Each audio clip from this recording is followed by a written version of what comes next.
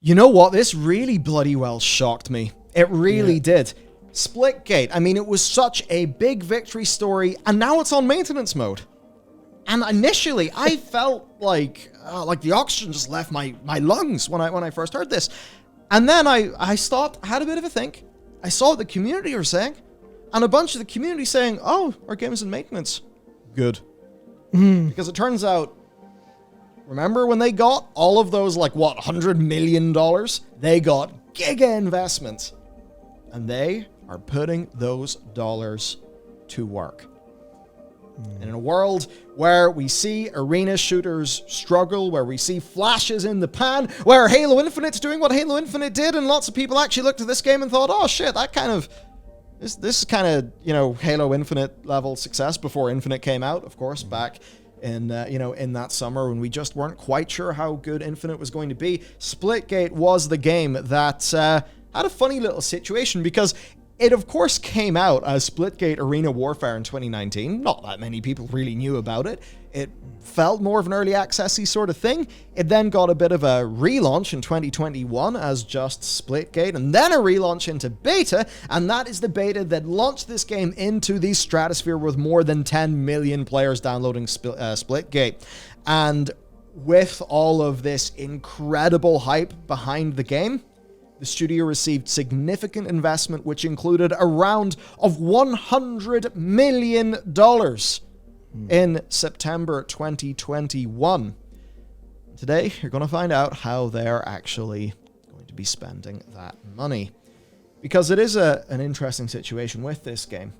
It went into the stratosphere, but behind the scenes, there were cracks. And those cracks have led to the development team deciding to sunset Splitgate. They've done an AMA, they've done a Discord town hall, they understand the gravity of this situation. To look at the numbers, here's Splitgate on PC. Now, it's hard to say between Splitgate and Halo. I think they do target similar enough players. I would have imagined that on console, Halo would maybe just trickle ahead. You'd hope so, yeah. It's Halo. It's got that brand recognition. Yeah, because Halo's got that recognition in console. Yeah. Over here in PC, then, what do we see? Well, we see a 24-hour peak of about 1,551. If you're wondering how that's comparing to Halo Infinite, Infinite's getting between 5,000 to 6,000 peak concurrence, these days, in and around this month. So, yeah, this is a lot smaller than Halo Infinite. They did have this humongous spike of players, but people didn't really stick around. And that's one of the hardest things when it comes to putting significant time investment into an arena shooter. We've discussed this in the channel before, the notion that perhaps there are inherent things with arena shooters that do lead to there being some degree of struggle.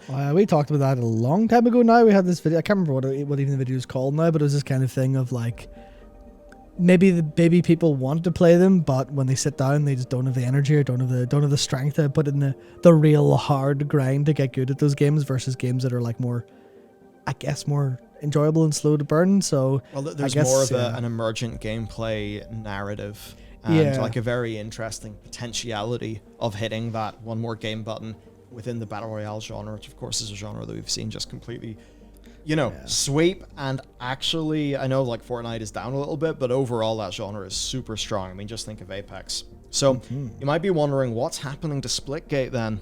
What's happening to all that, time players have invested? It's going to continue to exist on its current platforms. It's going to get a infinite battle pass when the current one ends September 15th. That'll just keep on giving people rewards, including multiple new characters, but there are no new feature plans for this game. They will patch bugs, they'll monitor game-breaking issues. There's also going to be no maps created by 1047, the studio. However, there will be community maps, right? So at least that's good. Now, of course, the question you might ask is, with all this investment, with there being a bunch of buzz, why? Well, here's what they've said. They said that it's for the community that they've made the difficult decision to end development on Splitgate. They say they think they have something special with their community, but they have a reality, and reality is the problem because they're trying to update, upgrade, and build for the future at the same time, right?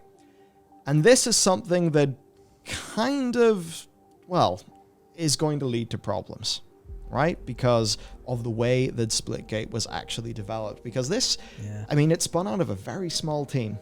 And that does mean a lot of issues with technical debt, technological choices made in the past that won't scale to the future. Those things will actually be hurting them more than anyone knows. Because you might log into the game, see a bunch of polish, think, oh, look at this big successful game from a big studio that just got 100 million, when in reality, it only looks like that because they're good at doing their job, and you have no idea how many insane and unintuitive hoops they have to jump through to give you that relatively polished experience at the other end.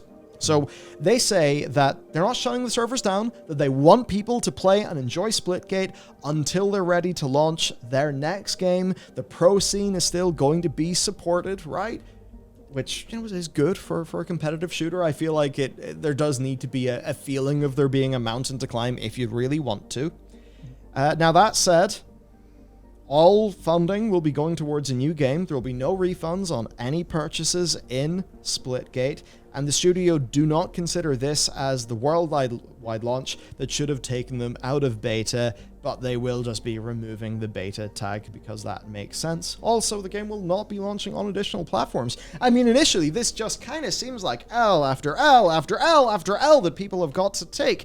There may be just a little bit more to that, and here is their explanation. Our intention has always been and remains delivering a AAA quality game from top to bottom. In all honesty, our game is not AAA from top to bottom. They say they started as a small team and they grew.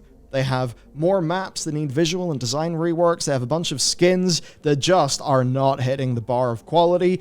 And they've got many other aspects that they need to upgrade, rework, or replace over time. And from playing the game myself, I mean, you know, I dove into Fortnite, right? Just to see what is it? What's this thing that all the kids are playing? And the thing about Fortnite is, as much as we may see it as the cultural katamari that's rolling over absolutely everything and consuming it like, you know, Tim Sweeney's Borg, when you actually look at the animations, they're really good. Like, look, it's all TikTok dances that go completely over my head, but they are quite exquisitely animated, right? Their skins are pretty damn high effort. Like, that stuff is actually good quality, and I can wholly understand somebody purchasing one of those Fortnite skins in the way that somebody would purchase a skin in LoL or a skin in Dota. Yeah. In Splitgate? No. Absolutely not. They were not that good. I wonder if Halo Infinite even suffers a little bit of that itself. So that's even one thing. Like, that part is just not going to work as a business model, and they say then that they needed to do all of this paying past debt sort of work, while also creating new content, new modes, new maps, future-proofing the game and all that stuff. And they basically just realized, hang on a second, we are swimming upstream. We are going against the current. Why are we doing this? Because if we take $100 million and we try to go upstream with it, swim against the current, oh, hang on, we're going to reduce the effectiveness of that $100 million. How about we understand, hang on a second, we have top-notch developers, a fantastic level of funding, time has went on, there are new versions of engines, we can actually build the game we want to maintain for 10 years or 15 years.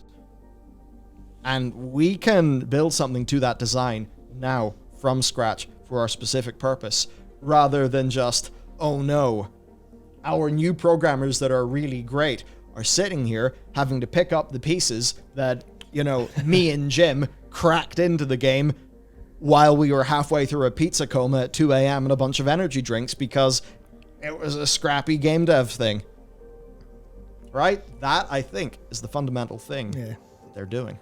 And that's what so many places are worried or like afraid to do, because they're kind of like in this world of immediate, oh, we need this immediate win now. Oh, we can't have our reputation tarnished. Oh shit, what if we get like a bad story and people like kind of think, oh Splitgate, oh that's from the Splitgate guys. Did they not cancel that game because they were like it wasn't good enough and they lost all their players after promising? And like that's what you would be worried about, right? Yeah. You'd be worried about intentionally taking the L. But that's the whole thing where that's Like, that's actually smart decision making, is going, well, we'll take the L now. Why?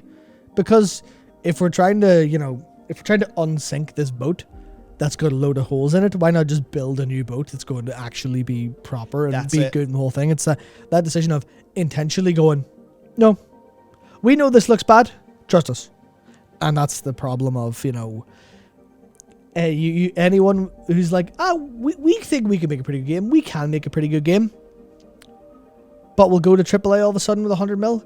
There's definitely risk involved in that, because you can be as great. You could be the finest indie, the finest AA dev in the universe.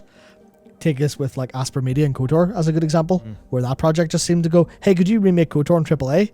And they're like, we live and breathe KOTOR. We could do that.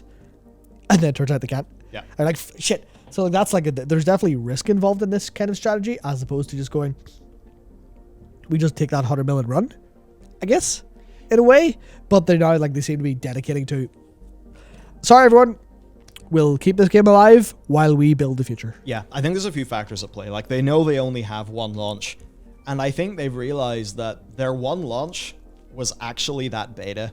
Yeah. And they would struggle to have a true launch for Splitgate now. I think they also know that if they did their big true launch of Splitgate, like, it wouldn't be as effective. They'd be launching a game, the content of which is, in their mind, not up to scratch. I think that they think that they can smoke Halo Infinite as a game, that they can truly compete in the space, that there is room for a game, an arena-based game, aside from Call of Duty. And they think that if they embark with this amount of money, that when they pull the trigger on their big launch, do they want that to be a version of Splitgate where it looks kind of polished, but honestly, skins are a bit shit, maps are a bit inconsistent, and it's a total nightmare in the back end? Or would they rather fire that big marketing gun on something that's like, hey, we built this from the ground up, the latest technology, it looks gorgeous, it plays gorgeous, this is the future of an arena shooter, and we have made it. It's brave. $100 million. That is...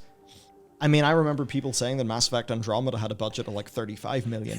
Yeah. Blizzard's Project Titan, 70 million. Now, of that course... That seems so small by comparison currencies have inflated, and in parts of the game sector, wages have inflated big time, as major companies have got, obviously, extremely wealthy, have themselves got big investments, and of course, as they have had to fight for talent with big tech, who can just easily afford, Google easily afford to give a programmer $250K a year, right? So what's next? Well, their next game will be in the Splitgate universe. It is a multiplayer shooter that will feature portals as the core of its gameplay. Really? What a surprise. Wow. Yeah.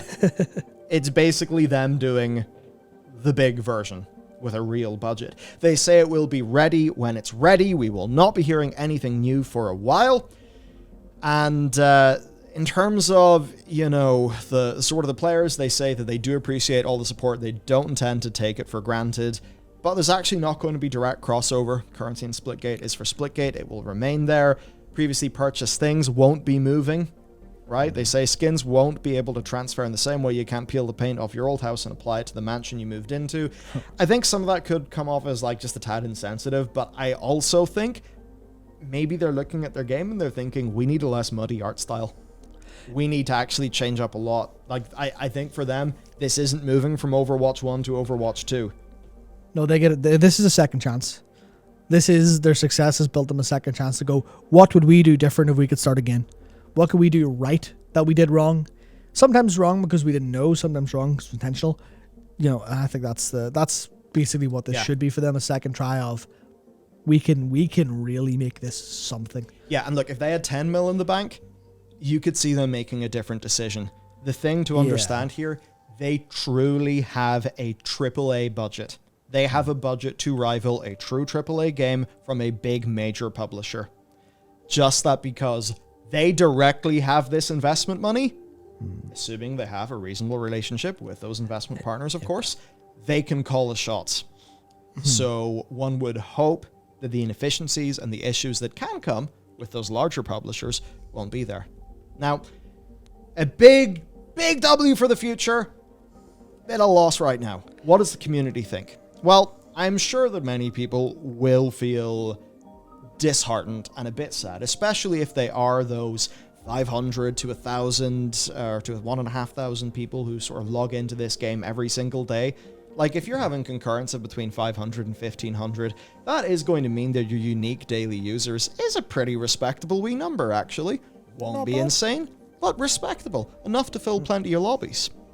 But they basically, what we could garner is people are thinking, right, we love Splitgate, and they really seem to be prioritizing the long term of a game like this. We'll still get to play Splitgate. We'll get community maps. So, people saying, this is sad, but we appreciate the transparency, the honesty. It's obviously a bittersweet thing. Here's a pro-level player. I haven't really had the words for this since I heard.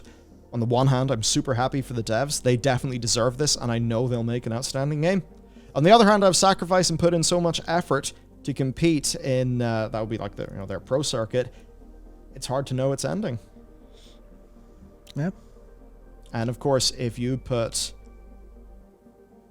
a lot of money into this game, that can be sort of rough too. Cool. Thanks for taking my money and running.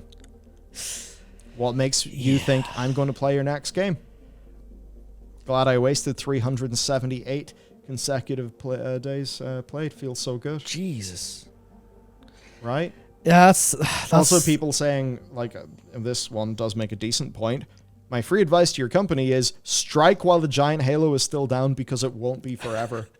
And I suppose that does mean that whatever their new game is, it will launch against a Halo Infinite that, if we're being realistic, will benefit from a Forge mode that is utter leagues beyond what Forge has ever been in Halo. It will have an awesome Forge mode. It will have 4 seasons of content per year, which will mean it will have many, many, many more maps than it has right now, many more modes than what it has right now, and significantly, we believe, revamped progression, customization, etc. Because, we know Halo Infinite is totally banjaxed, scuffed right now. But we also know that they are committing to it in the long run. They're not planning on dropping Halo Infinite 2, or Halo Finite, or Halo Beyond Infinite in 2 years' time. Right? This isn't a situation like with Call of Duty where there's going to be another Call of Duty in a year or two. They intend to keep Halo Infinite for 10 years. And that means that, like with Destiny 2, it can be pretty scuffed on launch, but they can stick with it and go the distance. So that means that, and they know this, making that decision. That means that they are choosing, and they are a direct competitor to Halo. They are choosing to take their 100 million and fight directly with Microsoft. And the thing is, takes balls. We only see a small portion of what's going on, because I remember this because it was someone from Blizzard, was it Joe Cash, I think, recently joined Deviation Games. And if I remember correctly, they're the ex-Treyarch people. I might be getting the wrong to. But anyway, I was reminded recently of all of the Sony live services and how a lot of them seem to be shooters. So they're fully going, okay, well, we're going to compete with Halo in the future, but Halo's not going to be the only competition, because there will be innovation in the shooter market funded by Sony, funded by all of this, basically all of this ex Call of Duty and ex Halo and all that X money is kind of in these studios. So I feel like they are, by choosing to fight in the future, they're fighting in a substantially more difficult arena, which is good news for us, because it just means we'll have more games and it'll all be good. Hopefully there are not all live service messes that are all just barely done, barely finished, and full of dark pattern monetization. But it's that thing of they are definitely choosing to fight in a much more dangerous arena, because as soon as we start to see what those games look like, given the talent involved in them, they will be good. They will be good, they will be innovative, they will be strong. So it's all down to how much can the arena shooter market actually get out of the overall shooter market? Is it big enough to warrant this? Is Halo an exception today? effectively versus the other ones. And that's why I'm like, this is really brave. I wish them all the best. Of course, Yeah. Splitgate's a great game, and I imagine whatever they do next will be really, really good. So to round things off, they did have a follow-up to to the community, right? Because they had their town hall and all those. There was an AMA. So, a few great community questions and answers. You've mentioned several times you went on a hiring spree since the investment. How many are there now? You mentioned you want to be the next Apex or even Fortnite. Does that mean a departure from the arena shooter genre? They've said they've just hit 100 team members, and they mean that not in terms of game genre, but in terms of ambition. Yeah. So that squarely means, like, we're going to fight Halo Infinite. We want to be, this is the best an arena shooter can be with ports. We want to be arena shooter Apex. We want to be the quick champions that people actually play, more or less. Yeah, so they talk about monetization not being their current, focus. Can you give a bit more of, what the vision is to monetizing free-to-play games, at which they say it's just making a game that people love and want to play for a long time. If they do that, they've succeeded, so a bit more tight-lipped in the money side of things. Also, some stuff talking about, like, lore and that sort of thing. They've just said that lore will be a much bigger part of the next game. I think that they've probably seen the likes of Apex and how Apex can have an ongoing narrative that's actually really successful, that people are super engaged in, and that adds so much value to the game. I mean, even if you think about Apex in Japan, I think a lot of those characters have went down just really, really well with the, say, consumption of, character story-based material in that market. So that's awesome. That's awesome.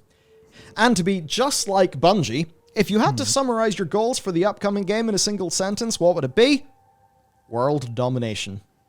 Of course, if you think about the end message from Bungie at the end of any Halo game, of course, the joke about world domination, I have to imagine that this is a game made by Halo fans.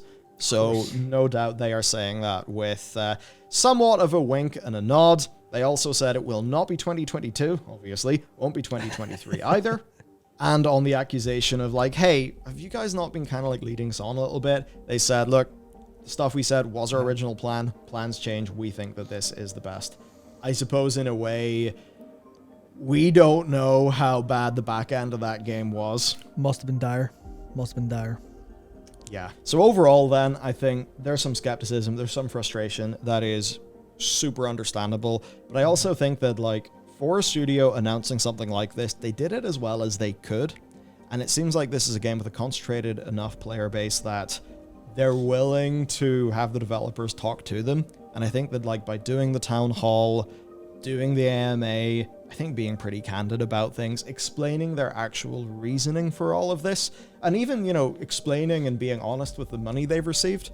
Because often you sort of see a bunch of bluster, but no talking about money. Whereas here they're like, listen, guys, we have 100 million now. So because we have this, it actually makes more sense for the game vision that we want to deliver, for you guys if we do this. And it seems like people, it does seem like, and maybe this is the way to put it, there will be a whole spectrum of agreement or disagreement. But I think they've successfully been able to have players, not all players, obviously, not to diminish people's experience, but I think they've had a lot of people empathize with them, right? You can disagree with a decision, but respect it because you empathize with the people making the decision and understand why they would do it. So I think that ultimately, that is where the communication was really a big win for them. Yeah, they've controlled the narrative, right? This isn't the story of Splitgate is cancelled. Oh no, this isn't the story of players left aghast as their only viable competitor to Halo or unique viable competitor to Halo with Portals is it's dying. They've left it in the water. They've taken the money and ran. Some people feel that way, and I've said as much. But in terms of how the overall, I guess it's been taken by the community and by the industry wider is, like a Polygon headline is, Splitgate developer announces new follow-up to the indie shooter hit. And clearly that's one way to look at the news, but that's the way the news has been reported. Same with, Game Informer, but like, feature development will cease to focus on new project. PC Gamer leaving Halo with Portals behind to make its next shooter. And that's like, this is bad, but Splitgate is in maintenance mode, but there's a bright future, and they've communicated that, and people believe it, and that's the important part of controlling the narrative and going, well, the narrative is like, in order to control the narrative, you need to have people believe what you're doing, and you could look at that cynically and go, well, you could like twist the narrative to be in your favor, or the simple thing is, you could just have people believe you because you're telling the truth, and you actually do plan this, and it should turn out okay. And that's like the pure version of just, hey, we're gonna do this, new thing's gonna be cool. Everyone goes, we hope it is. Good luck. Bit of a shame, but you know, good luck anyway. Like, sweet. That's what you want to see, I think. All these kind of, hey, the future will be bright, gamers kind of stories, because it does look, in certain markets, especially if you're a fan of arena shooters, it does look dire. But it's all coming up Millhouse everywhere else, which is really weird to say, but sure how it feels. How it feels right now. It sure is. So that's the situation. Let me know what you think. Certainly, I can say.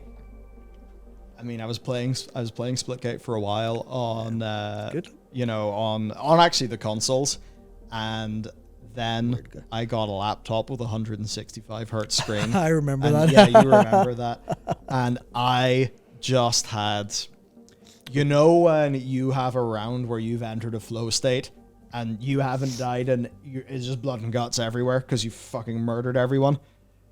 And I still remember that. I was doing clutch portals, having the best aim I've ever had and will probably never have again. And it truly felt like utter peak arena shooter. Yeah. It felt like it tapped me into that same place when I was, when I was a kid in a LAN center, COD 2, snipers and bolt actions only, Tujan, 24/7, just infinite TDM, right? Like it took me back, and that's basically like kind of like same lineage as Pro Mod and stuff. Like it took me back to that space, which is high bloody praise. So I suppose good things come to those who wait. Hopefully. I at least have faith that this team can make a really good shooter. So that's the situation. Let me know what you think about this story. I'll see you next time.